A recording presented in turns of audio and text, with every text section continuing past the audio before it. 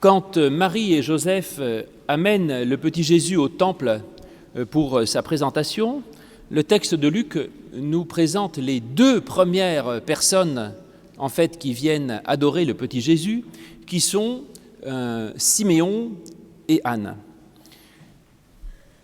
Et ces deux personnes vont montrer exprimer tout ce que Jésus apporte dans leur vie, tout ce qu'il y a de formidable dans la présence de ce petit enfant pour elle et pour l'humanité entière. Ce qui m'a étonné, c'est que ces deux premiers témoins sont tous deux des personnes âgées. Siméon, apparemment était très vieux, puisqu'il dit « Bon, maintenant que j'ai vu Jésus, je peux mourir tranquille », donc il ne devait pas être très très jeune, j'imagine. Et quant à Anne, elle devait avoir près de 100 ans, parce qu'on nous dit qu'elle avait été mariée 84 ans plus tôt, qu'elle était veuve depuis 77 ans, enfin ça faisait quand même donc un petit bout de temps, à mon avis, qu'elle avait cessé d'être jeune. Et donc je me suis dit, c'est assez intéressant et curieux de voir un tout petit enfant, très jeune, être accueilli d'abord par des gens très vieux.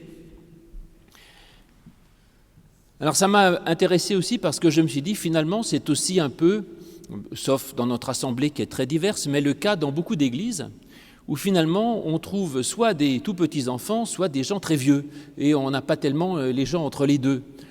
Les mauvaises langues disent aussi que finalement les gens vont à l'église soit pour leur baptême et ensuite pour leur enterrement, et que finalement, c'est vrai qu'on a un peu cette impression-là parfois dans l'église. Alors si jamais vous avez cette impression, dites-vous que ça n'est pas très grave, puisque du temps de Jésus, c'était déjà le cas finalement. Qui vient adorer Jésus ? C'est deux vieillards. Donc si on voit que des vieux dans les églises, après tout, ça ne date pas d'hier. Et comme les jeunes sont des futurs vieux, éventuellement, le stock est renouvelable. Mais cela dit, je pense que ce n'est pas simplement pour rassurer l'échec des églises, je dirais, à intéresser les gens dans la force de l'âge, parce que évidemment que l'évangile est aussi pour les gens en activité. Et quand je vous ai dit qu'il n'y avait que des bébés ou des vieillards dans cette histoire, c'est faux. Il y a quand même aussi Marie et Joseph, qui étaient ni vieux ni jeunes. Donc il y a quand même de la place pour tout le monde et ne craignez rien, si vous n'êtes ni vieux ni jeune, vous êtes aussi tout à fait accueillis dans la possibilité de louer le Christ. Mais là, en tout cas, le fait qu'ils aient choisi deux personnes très âgées pour louer le Christ est intéressant. Qu'est-ce qu'on peut en tirer ? Soit parce que, soyons gentils pour les personnes âgées d'abord, peut-être parce que les personnes les plus âgées ont une sagesse particulière. Un recul par rapport à la vie, certainement, une expérience. Peut-être aussi que quand on prend de l'âge, ce qui commence à m'arriver, on comprend quand même beaucoup plus de choses et on voit la vie dans son ensemble. On a du recul par rapport à tout cela, ce qui donne évidemment une sagesse importante. Et puis, ça permet aussi de découvrir un certain détachement. Quand on est jeune, on veut forcément avoir des diplômes, avoir de l'argent, avoir de la réussite. Quand on est vieux, la réussite, on l'a eu ou on l'a pas eu. Et quant à l'argent, on le gardera pas. Donc, on est quand même libéré de beaucoup de problèmes. Et puis surtout, ce qui me plaît, c'est que les personnes les plus âgées ont donc beaucoup à apporter aux jeunes. On le redécouvre aujourd'hui, ça s'appelle le transgénérationnel. Et ça, c'est quelque chose dont je me réjouis dans notre société d'aujourd'hui. J'ai l'impression que c'est beaucoup plus vrai aujourd'hui que ça ne l'était il y a même une génération ou même de mon temps à moi. Et je suis impressionné de voir, par exemple, à l'école biblique que nous avons aujourd'hui toute la journée, un bon nombre d'enfants qui sont amenés par leurs grands-parents. Les parents, je ne les vois pas, ils n'ont pas le temps, ils sont au boulot, ils ont trop de choses à faire et c'est les grands-parents qui s'en occupent. Et je vois aussi avec mes propres enfants ont un contact extraordinaire avec leurs grands-parents et combien cette relation leur apporte des choses que les parents eux-mêmes sont incapables de leur apporter. Et donc les enfants d'aujourd'hui sont formidables, les grands-parents d'aujourd'hui aussi, et chacun a, je crois, pris conscience de tout ce que les uns pouvaient apprendre des autres et de ce que les autres pouvaient transmettre aux uns. Ou alors, je peux être un peu moins aimable et moins loueur en disant que, après tout, la vieillesse n'est pas forcément non plus, l'âge n'est pas forcément une chance, mais que justement, on nous montre ces deux exemples pour montrer comment, même vieux, eh bien, la vie peut être changée par le Christ. Et ça ne semble pas forcément évident, parce que je vous ai dit, l'âge peut permettre de trouver du détachement et du recul, mais elle peut aussi parfois mener à une sorte de résignation.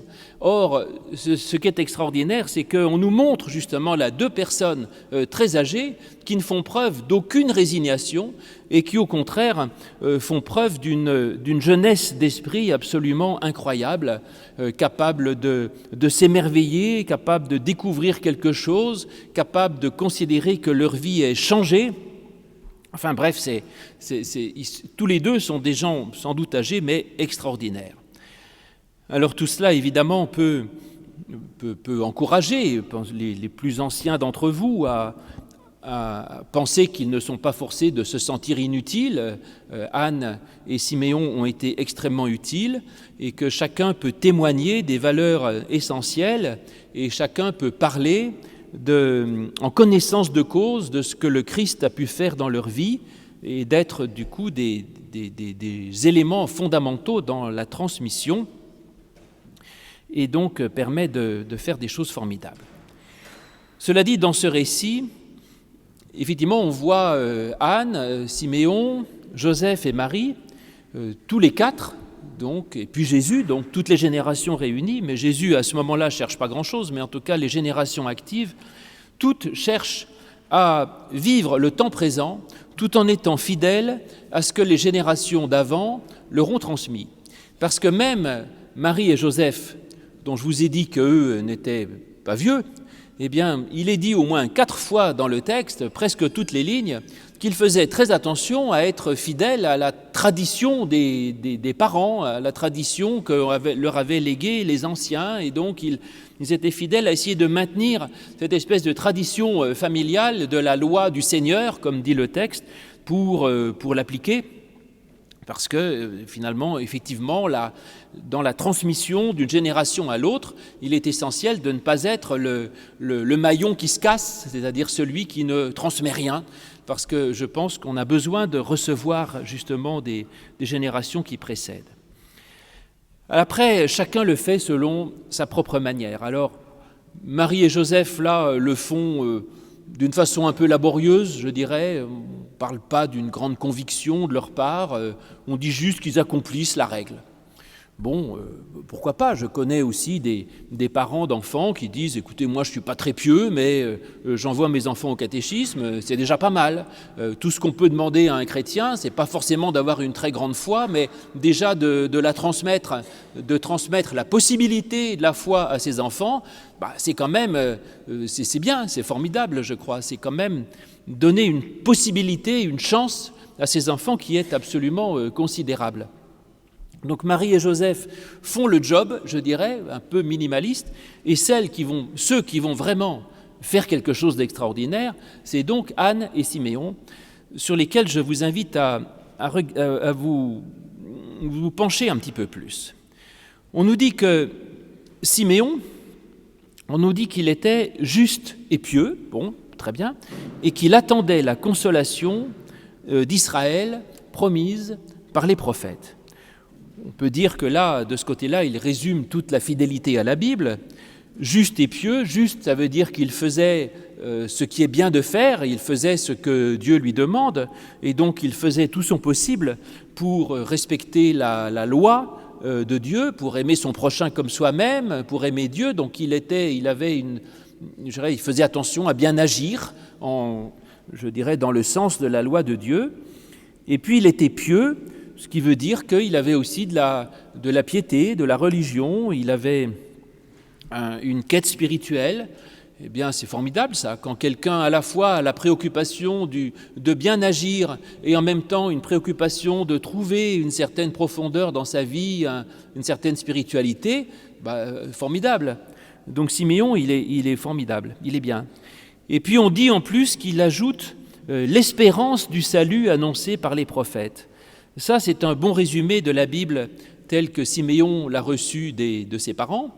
C'est-à-dire que, finalement, on nous dit, et moi je dis, et on dit encore aux enfants, vous savez, il y a dans la foi, dans l'Évangile, dans la relation avec Dieu, dans le Christ, il y a quelque chose qui peut changer votre vie et qui peut vous apporter beaucoup. Alors certains l'expérimentent, donc à ce moment-là, c'est plus de l'ordre de l'espérance, c'est de l'ordre de l'expérience. Mais certains l'expérimentent pas forcément. Et en particulier les enfants, on leur dit, on leur dira encore cet après-midi, vous savez, la foi, ça peut être quelque chose de formidable pour vous, mais pour l'instant, ils se disent peut-être, pour l'instant, je n'en ressens pas un besoin extraordinaire. Eh bien, Siméon, peut-être, n'avait pas expérimenté ce salut, et jusqu'à la fin de sa vie, il s'est dit, je crois que ça peut m'apporter quelque chose. Et donc, il était dans cette idée qu'il y a là un trésor qui peut lui servir un jour. Je pense que c'est une très bonne attitude. Ensuite, Anne, alors l'aïeule qui avait 100 ans, on nous dit qu'elle passait son temps dans le temple, elle passait nuit et jour en prière, et que finalement, elle aussi était dans une quête spirituelle absolument formidable, mais en même temps, elle n'avait pas fait que ça, puisqu'on nous dit bien qu'elle avait été mariée. Alors donc, ces deux-là sont dans une quête, mais en même temps, assez différente. Mais revenons à Siméon. Siméon, sa première qualité, sans doute, c'est de savoir écouter. Pourquoi je dis ça ? Bien parce que c'est ce que signifie son nom. Siméon, ça veut dire celui qui écoute. C'est comme ça, vous savez, les noms dans la Bible ont toujours une signification. Et donc Siméon, ça veut dire celui qui écoute. Et effectivement, Siméon est celui qui écoute. Et ça, c'est une grande qualité que d'être à l'écoute et de rechercher quelque chose. Ensuite, je vous ai dit, il attendait le Christ et il savait qu'il y aurait quelque chose qui pourrait venir. Et ce qui est merveilleux, c'est que même dans son grand âge, il avait encore une espérance et une attente de quelque chose. Je vous ai dit, ce qui est grave, c'est les gens qui deviennent désabusés et qui n'attendent plus rien.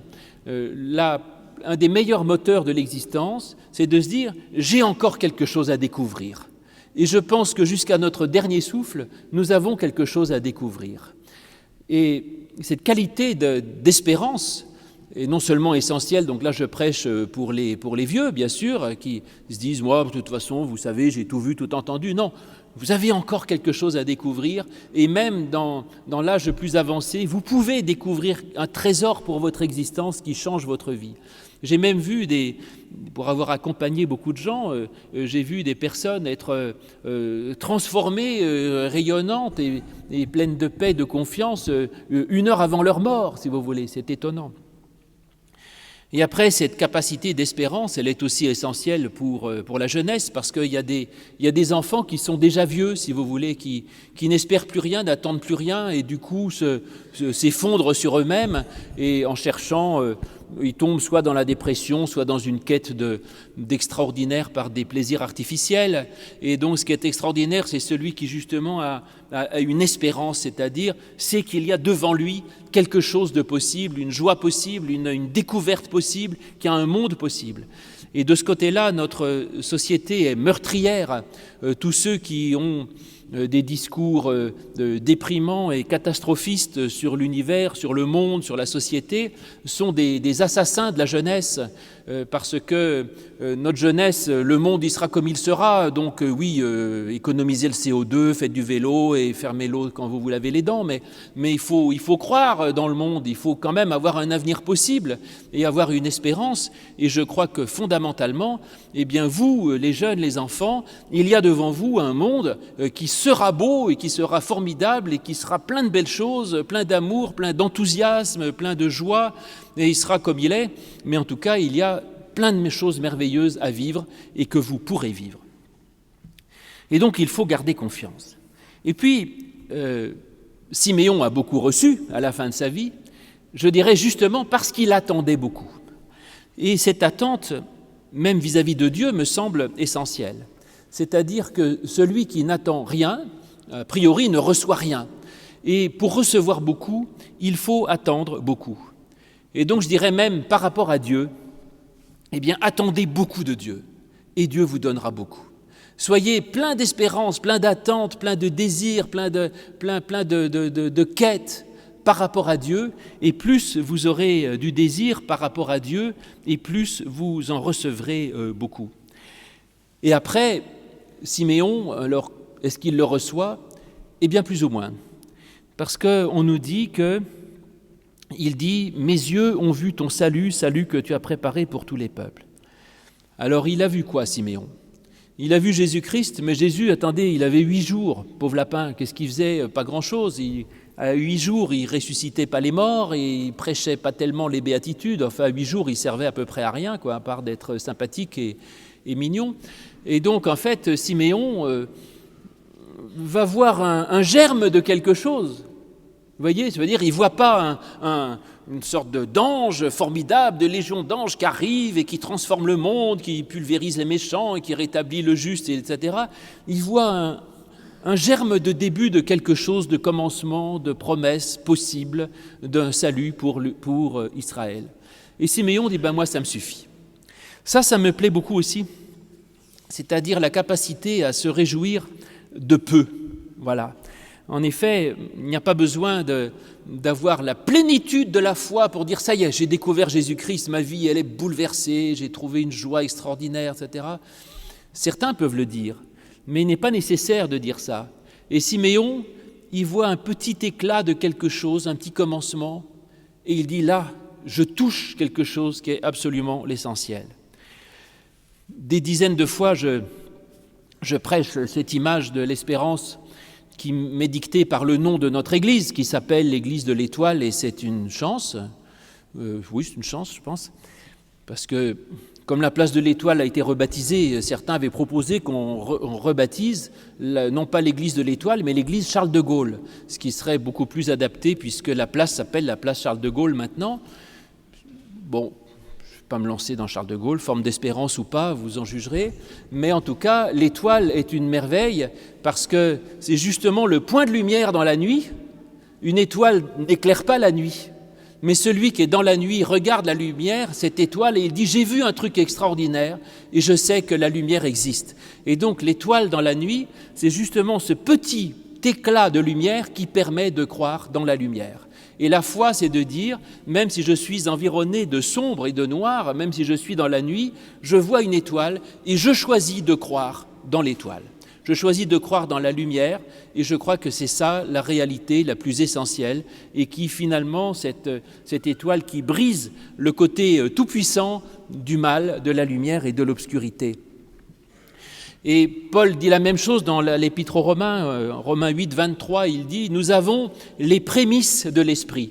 J'aime bien cette image aussi.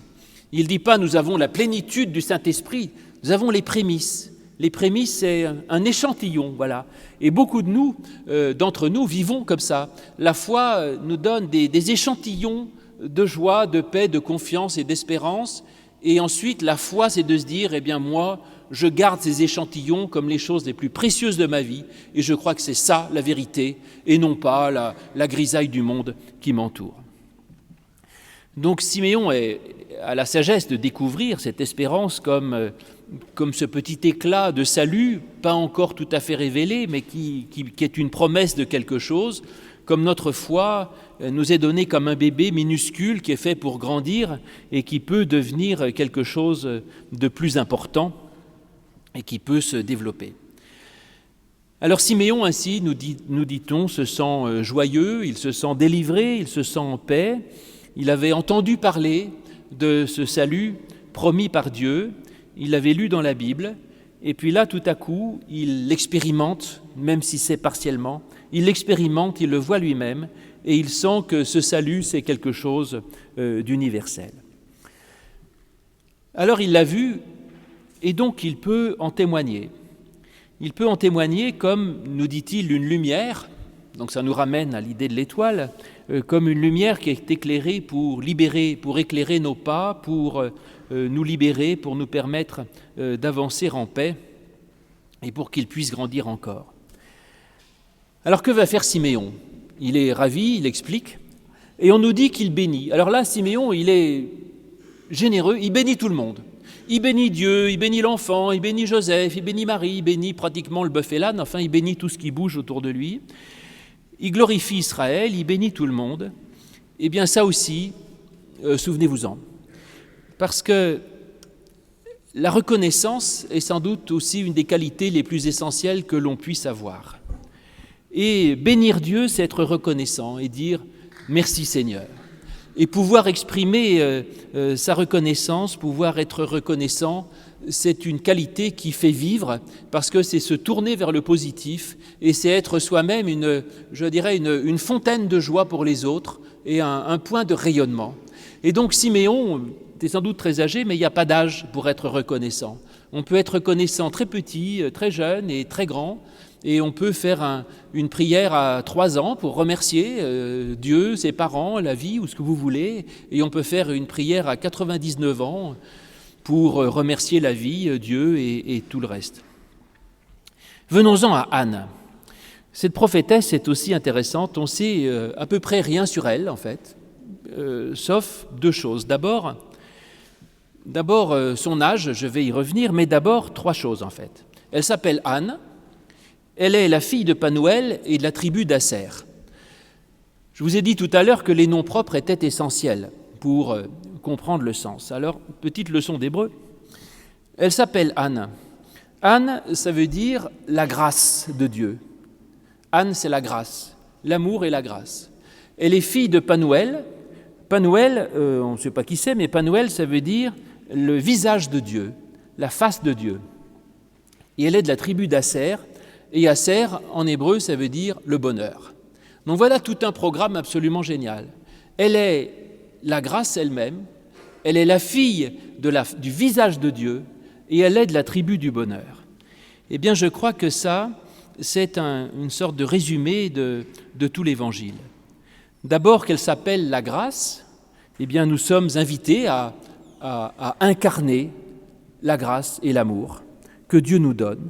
Et que si merveilleusement notre nom pouvait être grâce, alors vous êtes une merveille de la création, et que quiconque peut s'identifier à la grâce et dire « je suis la grâce », c'est-à-dire le don, l'amour donné, la gratuité, c'est la chose la plus essentielle.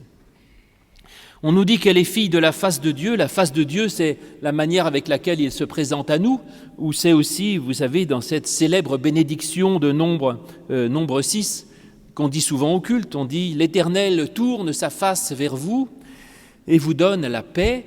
Et donc cette face de Dieu, c'est la manière avec laquelle nous sommes face à face avec lui, c'est-à-dire notre relation à Dieu. Donc elle est fille de sa relation à Dieu, fille de la bénédiction que Dieu lui donne. Et ça aussi, je crois que, elle a eu le temps, hein, vous avez peut-être pas 99 ans, mais petit à petit, sa vie a été construite par sa relation à Dieu et par le fait qu'elle recevait de Dieu sa bénédiction et sa paix. Et son regard, effectivement, donnera la paix plus que la crainte et l'espérance plus que la résignation. Et enfin, elle est de la tribu d'Asser, c'est-à-dire de la famille du bonheur. Ça aussi, c'est une bonne appartenance. Moi, je veux bien faire partie de la famille du bonheur, voilà. C'est-à-dire de vivre avec nos frères et nos sœurs dans l'amour, dans la paix et dans le bonheur. Alors, après ça, on ne nous dit rien d'autre sur elle, si ce n'est des histoires d'âge un peu compliquées. Alors, elle a vécu 7 ans avec son mari. 7 ans, c'est le nombre de la création, les 7 jours de la création, c'est un temps béni, puisque Dieu bénit le 7e jour. Et donc, elle a vécu une vie familiale bénie, ce qui est important. Je dirais, la vie familiale est essentielle et fait partie de la foi. Il n'y a pas que la prière dans la vie. Ensuite, si on compte 84 ans à partir de son mariage, elle a donc vécu 7 ans avec son mari, 84,7, ça fait 77, c'est ça ? 77 ans en prière, 2 fois 7, double bénédiction. Oui, ça c'est pas mal. Et puis l'union des deux, ça fait une vie matérielle, une vie de prière doublement bénie. Oui, il faut un peu les deux, de la vie concrète et de la vie de prière. Et puis comme avant, elle avait aussi vécu comme jeune fille, parce qu'on nous dit qu'elle a vécu 84 ans depuis sa virginité. Donc autrement dit, elle a vécu, je dirais, je sais pas moi, 2 fois 7 ans comme petite fille, bénédiction. Elle a vécu 7 ans comme mariée, bénédiction. Et elle a vécu 77 ans comme fille de Dieu, bénédiction de bénédiction. Ça veut dire que dans notre vie, tout est des bénédictions. Et je vous ai dit tout à l'heure, il ne faut pas uniquement dire qu'il n'y aurait que les vieux ou que les enfants qui seraient bénis. La bénédiction, elle est partout, dans tous les âges de notre vie. Et finalement, Anne et Siméon, moi je trouve qu'ils forment une bonne équipe, parce qu'ils sont finalement assez différents. Il y en a une qui est seulement là dans la prière, qui fait que ça, bon, pourquoi pas. Siméon, lui, il est plutôt dans l'action, et il n'était pas au temple. Hein. On nous dit, il vient au temple pour voir Jésus, mais sinon il devait faire ses affaires ailleurs, donc ce n'était pas un pilier d'église, Siméon. On nous dit qu'il était juste et pieux. Il faisait des œuvres bonnes et une bonne relation à Dieu, et il attendait l'espérance du Seigneur. Et donc il y en a un qui est actif et elle qui est plutôt contemplative, une qui est dans le temple et l'autre qui est dans le monde. Et puis il y a aussi un homme et une femme, voilà, donc on est dans une grande ouverture d'esprit, et finalement ça nous rappelle que nous pouvons attendre Jésus à notre manière. Et dans tous les cas, comme pour Anne et comme pour Siméon, eh bien, ne vous découragez pas, parce que quel que soit votre âge, jeune ou vieux, eh bien, il y a un salut qui vient, qui vous est offert. Il y a un Christ qui vient vers vous, qui n'est pas forcément encore très grand dans votre cœur, mais qui peut grandir pour vous donner la consolation, pour vous donner la force et la paix. Et quand vous découvrirez même cette petite minuscule présence du Christ, peut-être pas tout à fait active, mais même si vous avez tourné vos regards, vous dites « j'ai vu quelque chose de Jésus, même tout petit », eh bien vous pourrez, comme Siméon dit, « maintenant Seigneur, tu me laisses aller en paix », vous pourrez être plein de confiance parce que vous n'êtes pas seul et qu'il y a un Dieu qui vient vous aimer et vous sauver. Amen. Qui se trouve en Luc 2, à partir du verset 21, c'est donc juste après la naissance du petit Jésus. Donc quand le 8e jour fut accompli, Jésus fut circoncis et il fut appelé Jésus, du nom indiqué par l'ange avant sa conception. Et quand les jours de leur purification furent accomplis selon la loi, on l'amena à Jérusalem pour le présenter au Seigneur. Suivant ce qui est écrit dans la loi du Seigneur, tout mâle premier-né sera consacré au Seigneur. Et pour offrir en sacrifice une paire de tourterelles et 2 jeunes pigeons, comme c'est prescrit dans la loi du Seigneur. Or voici qu'il y avait à Jérusalem un homme du nom de Siméon. Cet homme était juste et pieux. Il attendait la consolation d'Israël, et l'Esprit Saint était sur lui. Il avait été divinement averti par le Saint-Esprit qu'il ne verrait pas la mort avant d'avoir vu le Christ du Seigneur. Alors, il vint au temple, poussé par l'Esprit, et comme les parents amenaient le petit enfant Jésus pour accomplir à son égard ce qui était en usage d'après la loi, il le reçut dans ses bras. Il le bénit et il dit : « Maintenant, Maître, tu laisses ton serviteur s'en aller en paix selon ta parole. Car mes yeux ont vu ton salut, salut que tu as préparé devant tous les peuples, lumière pour éclairer les nations et gloire de ton peuple Israël. » Son père et sa mère étaient dans l'admiration de ce que l'on disait de lui.